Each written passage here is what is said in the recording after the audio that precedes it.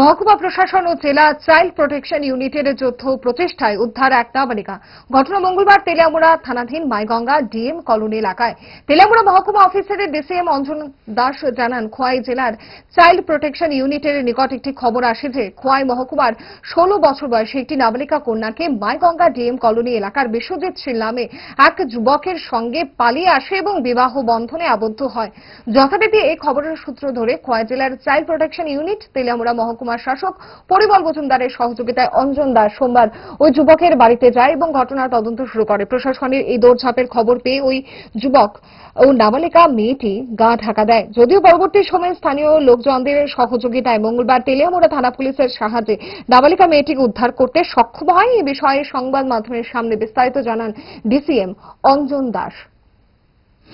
বিশেষ করে আমাদের এই বুথ সেক্রেটারি আছেন রাজকুমার মালাকার মহাশয়, উনি আমাদেরকে পরবর্তী সময়ে জানান যে ছেলে এবং মেয়ে কোথায় আছে, ওনার কাছে একটা ইনফরমেশন আছে। ওনার সঙ্গে কমিউনিকেট করে আমরা ওনাকে রিকোয়েস্ট করি যে যেহেতু ব্যাপারটা ইলিগেল, তাই এটাকে যেন সমাধানের পথে নিয়ে আসা হয়। তো উনি আমাদেরকে সহযোগিতা করেছেন, সঙ্গে ছেলের মা বিশ্বজিতের মা দীপালি শীল, উনিও সহযোগিতা করেছেন। তো সেই মোতাবেক ছেলে এবং বউ বাড়িতে এসছে। তো কোনো কারণে বিশ্বজিৎকে আমরা এখন পাইনি, ও আবার বাড়িতে নেই।